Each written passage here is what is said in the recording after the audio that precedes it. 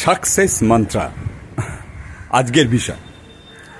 সবাইকে জানাই শুভ সন্ধ্যা।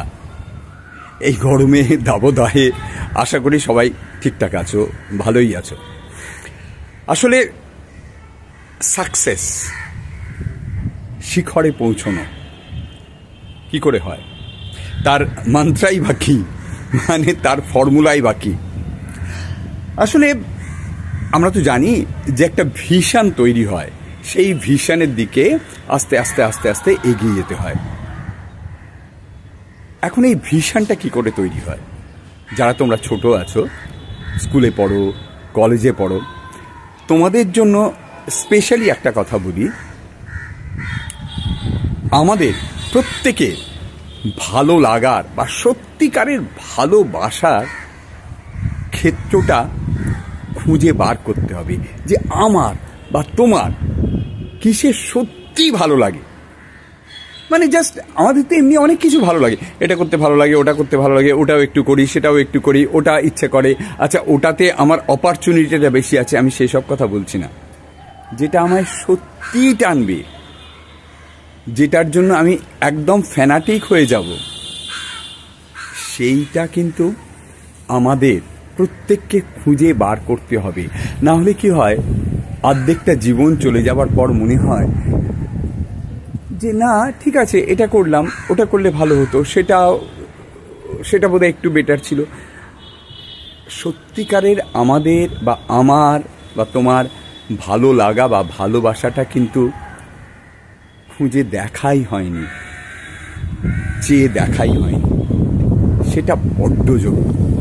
কিরম বলো তো, আমি যেহেতু দীর্ঘদিন থিয়েটার ফিল্ম করার সুবাদে প্রচুর ওয়ার্কশপ, অনেক প্রায় 30-35 বছর ধরে থিয়েটার ফিল্মের ওয়ার্কশপ করাতে দেখেছি। মানে একটা ঘটনা আমি খুব কানেক্ট করতে পারি, যে বলে হ্যাঁ অ্যাক্টিং ভালোবাসি, অ্যাক্টিং নিয়ে খুব প্যাশনেট, কিন্তু কাজ করতে গিয়ে দেখেছি আসলে বোধহয় সেটা নয়।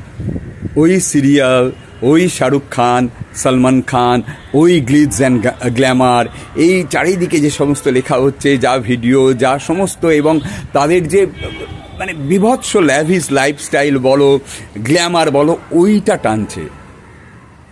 সত্যিকারের ভালো লাগা বা ভালোবাসাটা কিন্তু অন্য জিনিস। আমার যদি অ্যাক্টিং সত্যি ভালো লাগে, আমি পাগলের মতো মানুষজনদের অবজার্ভ করব। মানুষ কেন, যে বেড়ালটা আমার বাড়িতে ঘুরে বেড়াচ্ছে বা বাড়ির দুবেলা খেতে আসে, তাকে অবজার্ভ করব।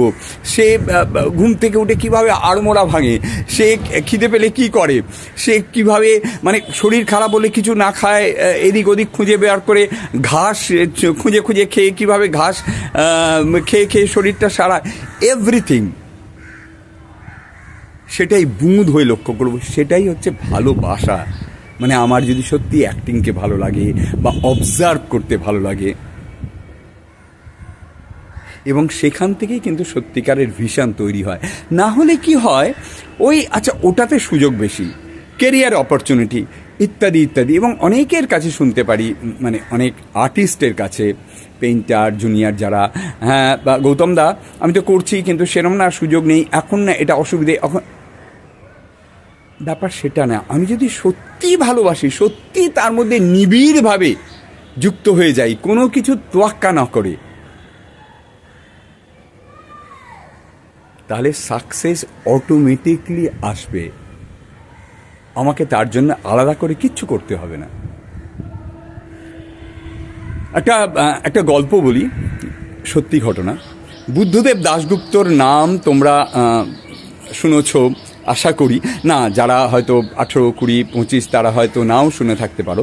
বুদ্ধদেব দাশগুপ্ত সত্যজিৎ, মৃণাল, ঋত্বিক পরবর্তী যুগের অন্যতম, শুধু অন্যতমই না, এক প্রধান মুখ ভারতীয় চলচ্চিত্রে।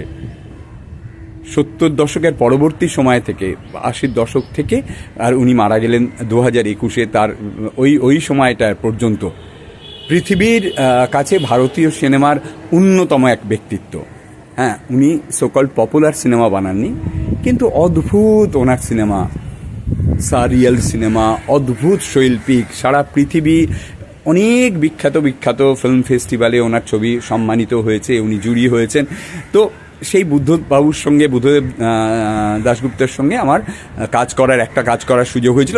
দুটো মন্দমের উপাখ্যানে আমার থিয়েটারের শোয়ের সঙ্গে ডেট আনফর্চুনেটলি ক্লাস করাতে আমাকে সেই কাজটা করতে পারিনি। পরবর্তীতে স্বপ্নের দিন সিনেমাটায় বেশ একটা গুরুত্বপূর্ণ কাজ অভিনয় করেছিলাম। তো শান্তিনিকেতনে প্রায় 15 দিনের আউটডোরে ছিলাম ওনার সঙ্গে অনেক অদ্ভুত ওনার জীবন সম্পর্কে জানতে পেরেছিলাম। পরবর্তীতে ওনার বায়োগ্রাফিতেও সেটা পড়েছিলাম। উনি বলেছিলেন যে উনি তো পুরুলিয়ায়, ওনার বাবা রেলওয়েতে চাকরি করতেন এবং ছোটোবেলা থেকে উনি কবিতা লিখতেন।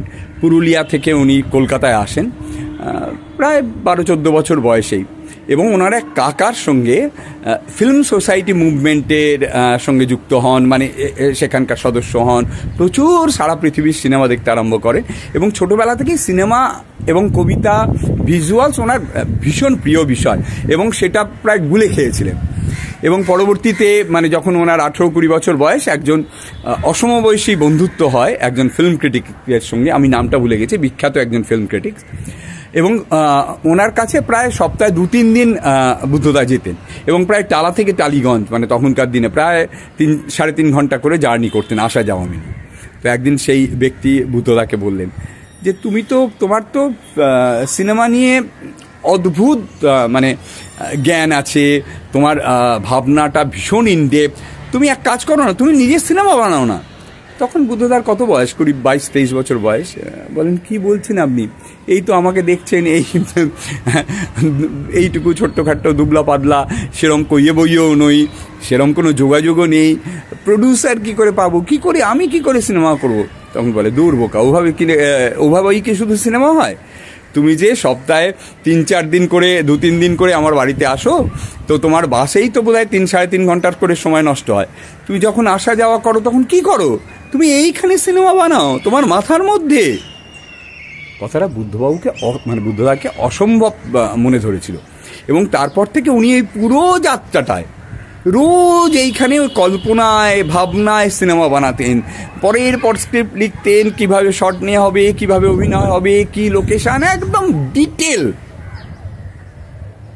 এবং মজার ব্যাপার, উনি কিন্তু সত্যি কি করে প্রডিউসার ধরবো অমুক করেননি, কি করে আস্তে আস্তে সব যোগাযোগ খুলতে লাগলো। ওনার প্রথম ছবি সম্ভবত 1977 কি 78-এ দূরত্ব, এক অসামান্য ছবি, সারা পৃথিবীতে প্রশংসিত হয় এবং তারপর তো পর ছবি করতে আরম্ভ করেন।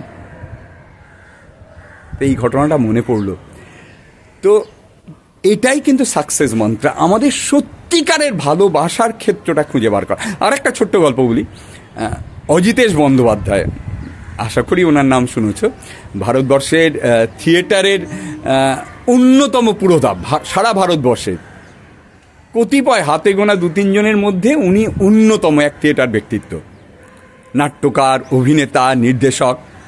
সেই অজিতেশবাবু বলতেন যে তুমি থিয়েটার বা অভিনয়কে কি সত্যি ভালোবাসো, নাকি মানে ওই পুরুষের নিয়ে বলতেন, নাকি তুমি কোনো মেয়েকে নিয়ে কোনো রেস্টুরেন্টের পর্দা ঢাকা রেস্টুরেন্টে বসে তার শরীরের সান্নিধ্য উপভোগ করতে চাইছো, তার ব্লা ব্লা ব্লা, সেইটা না সত্যি ভালোবাসো। সত্যি ভালোবাসাটা কিন্তু অন্যরকম, সেটাই কিন্তু আলটিমেট সাকসেস মন্ত্র, এবং ওটাই কিন্তু ভিশনে আর কিছু থাকবে না। আমি কি করে সাকসেস হব, আমি কি করে ল্যাডারে উঠবো, এবং দিনের শেষে এটা হয়তো জ্ঞানের কথা মনে হলো, এটা কিন্তু বড্ড সত্যি কথা, এটা একেবারেই তথাকথিত জ্ঞানের কথা নয়।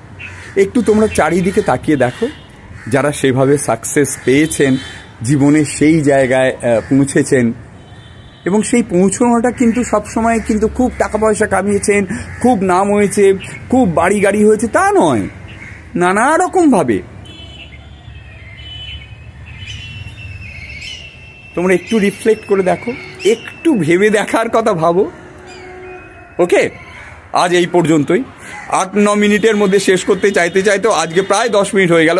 আপাতত এখানেই থামি। আর যেটা রোজই বলি, তো তোমাদের আর অন্য একটু কথা বলি, তোমাদের যে কোনো বিষয় নিয়ে মানে জিজ্ঞাসা হচ্ছে, ঔৎসুক্য হচ্ছে, আমাকে এখানে জানাতে পারো, ফোন নাম্বারে জানাতে পারো, মেল করে জানাতে পারো। সেগুলো নিয়েও আমি আলোচনা করব, আমারও ভালো লাগবে, তোমাদেরও ভালো লাগবে। ঠিক আছে।